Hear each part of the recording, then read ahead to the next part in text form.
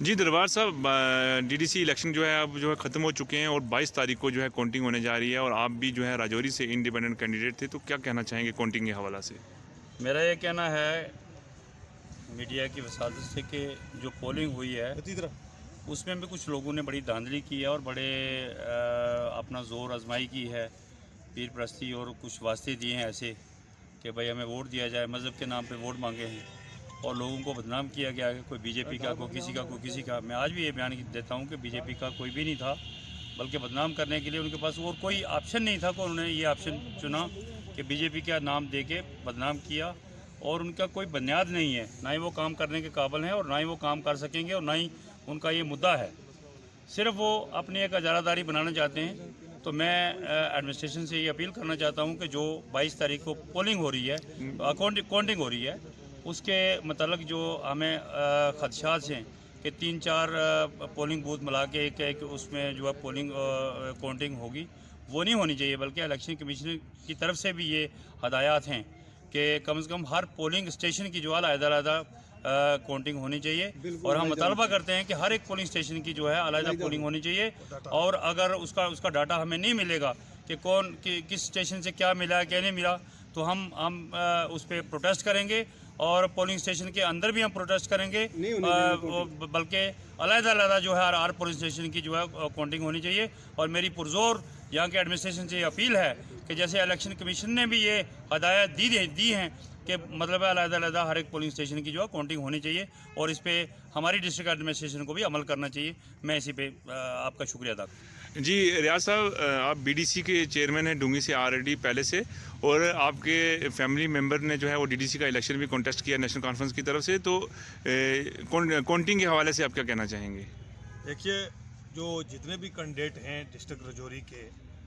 Different पार्टियों से और ख़ासकर नेशनल कॉन्फ्रेंस के और इंडिपेंडेंट, वो सभी यही चाहते हैं कि जो 22 तारीख को काउंटिंग करवाई जा रही है उसमें पोलिंग बूथ के हिसाब से जैसे एमएलए की काउंटिंग होती थी उसी तरीके से ये काउंटिंग होनी चाहिए पोलिंग बूथ के हिसाब से। और पोलिंग बूथ जैसे सीरियल नंबर 1 है उसी हिसाब से 1 से लेकर जहाँ तक जितने भी पोलिंग बूथ के सीरियल नंबर हैं उसी हिसाब से, अगर एक पोलिंग बूथ नंबर 1 है तो बीच में 8 की एक संदूकड़ी लगाएंगे तो वो हम नहीं होने देंगे। हम ये चाहते हैं कि जो पोलिंग हो वो तो एक तो बेहतरीन तरीके से होनी चाहिए, पीसफुल। दूसरा ये है कि जो पोलिंग बूथ है काउंटिंग जो है वो पोलिंग बूथ वाइज होनी चाहिए। वो यहाँ पे डिफरेंट पार्टियों के जितने भी कैंडिडेट हैं ये चाहते हैं कि पोलिंग बूथ वाइज काउंटिंग होनी चाहिए। और हम में नेशनल कॉन्फ्रेंस के जितने भी हमारे जिन लोगों को मैंडेट मिला है डिस्ट्रिक्ट राजौरी की तरफ से और डूंगी सभी जितने भी जिस कॉन्स्टिट्यूंसी से मैंडेट दिया है उनको, वो सभी ये चाहते हैं, उन सभी की तरफ से मैं नेशनल कॉन्फ्रेंस की तरफ से भी ये कहना चाहता हूँ कि हम नेशनल कॉन्फ्रेंस हमारी पार्टी है तो हम नेशनल कॉन्फ्रेंस के सभी ये चाहते हैं जिनको जो उम्मीदवार हैं हमारे, हम ये चाहते हैं कि पोलिंग बूथ वाइज जो है काउंटिंग करवाई जाए और फेयर एंड स्क्वेयर होनी चाहिए। उसमें कोई जो स्टाफ उसमें कोई कताई करेगा उसको हम कभी नहीं छोड़ेंगे। और जो यहाँ पे डिस्ट्रिक्ट एडमिनिस्ट्रेशन को मैं एक चीज़ बात आगाह करना चाहता हूँ कि जो जैसे ये तमाम जो पोलिंग बूथ पे बहुत सारे लफड़े हुए हैं, जैसे ज़ात के नाम पे वोट मांगे जाते हैं, लेकिन वो ऐसा कुछ नहीं है। लोगों ने जिसको जहाँ वोट देना है वो उसकी मर्जी है, उसने अपनी मर्जी से वोट दिया है। हम ये चाहते हैं वो संदूकड़ी उसकी जो पोलिंग बूथ बताएगा, लेकिन हम ये चाहते हैं कि polling station wise national conference के तमाम लोगों का ये कहना है कि पोलिंग बूथ वाइज और इंडिपेंडेंट लोग जो हैं जिन्होंने अभी बयान दिया है दरबार चौधरी साहब ने, ये लोग भी चाहते हैं कि पोलिंग बूथ वाइज काउंटिंग होनी चाहिए। उसमें ये पता चलेगा एनसी कितना वोट ले रही है, कांग्रेस कितना, पीडीपी कितना, क्या किस पार्टी। इस बार जो हुआ वो एक अजीब खेल जो है वो हमें देखने को मिला। अगर कोई यहाँ से रैली में जाता है, किसी की रैली होती है तो कोई रैली में जाता है तो वहाँ से ये कहा जाता है कि राजौरी के लोग यहाँ क्या करने आए हैं। On other side Anurag Thakur Hindustan के एक कोने से उठ के राजौरी के एक कोने में जाके जो है वो कैंपेन करता है, या बीजेपी की बहुत बड़ी बड़ी मिनिस्ट्रीज आके जो है यहाँ कैंपेन करते हैं। मैं खाली बीजेपी का नाम ही लूँगा, हर पार्टी के जो है वो लोग आते हैं एक जगह दूसरी जगह सपोर्ट करने के लिए, तो कभी कोई ऐसे अल्फाज नहीं कहे कि भी वो फ़लाँ जगह से आया, फ़लाँ जगह से आया। लेकिन हमने गुज़िश्ता दिनों देखा कि गाड़ियों को जो है वो रोका गया, उनको जो है वो गाड़ियों के ऊपर मुक्के लगाए गए, टांगे लगाई गई और कहा गया रजौरी से जो है लोग आए हैं। हम उनको बता दें कि रजौरी के लोग या दरहाल के लोग कहाँ के हैं, वो तो यहीं के लोग हैं। कोई रजौरी का यहाँ आके बसा हुआ है तो कोई रजौरी का यहाँ दरहाल में बसा हुआ, कोई दरहाल का रजौरी में आके बसा हुआ है। आए दिन कभी किसी को कुछ हरास किया जा रहा है, कभी कोई किसी को हरास किया जाता है। और बड़ी बदकिस्मती ये बात है कि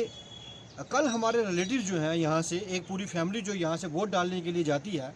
और वोट डालने के लिए जब वहाँ पहुँचती है तो वहाँ पर उन्हें एजेंट जो है पूछते हैं भाई आप कहाँ से आए। ठीक है, एक एजेंट जो है वो शिनाख्त करने के लिए होता है, लेकिन एजेंट को ये इख्तियार नहीं होता कि वो खुद हम मास्क पकड़ के जो है वो नीचे करे, और जब मास्क पकड़ के नीचे करे उनसे बदतमीज़ी करे, और वोट जो है ऑलरेडी पड़ चुके हुए हैं उन सब के, और बाद में जब उनको पता चलता है कि नहीं ये वोटर जो हैं ये यहीं के, जो ये बेसिक वोटर यहीं के हैं, और बाद में उनसे अपोलोजाइज़ किया जाता है नहीं जी हमें गलती होगी। तो हम ये पूछना चाहते हैं कि इसका मतलब क्या हुआ? आप पहले बदतमीज़ी करेंगे, बाद में माफ़ी मांगेंगे, वोट देने का हक सबको है, तो ये कौन सी गुंडागर्दी मचाई हुई है यहाँ पर? यानी कि आप ये आरोप लगा रहे हैं कि डेमोक्रेसी में सबसे बड़ा जो फंडामेंटल राइट होता है वो राइट टू वोट होता है, तो यहाँ दरहाल में ये जी बेसिक जो राइट है लोगों का, ये भी लोगों से छीना गया। जी बिल्कुल छीना गया है, और इसमें यहाँ की जो एडमिनिस्ट्रेशन है या यहाँ के जो इलेक्शन कमिश्नर जो अथॉरिटी है वो क्या कर रही है यहाँ पर? उनको पता है कि दरहाल का रिकॉर्ड जो ट्रैक रिकॉर्ड है वो बहुत गंदा है, लेकिन फिर भी जो इलेक्शन यहाँ की अथॉरिटी या यहाँ का जो इलेक्शन कमीशन है हाथ पर हाथ रखे बैठा हुआ वहाँ पर, उसको चाहिए था कि इन जगहों पर जो है कैमरे इंस्टॉल किए जाएं। हत्ता कि जहाँ तक हमने ये भी हमें खबरें मासूल हुई कि यहाँ के जो सहाफ़ी हमारे यहाँ वहाँ पहुँचे हुए थे,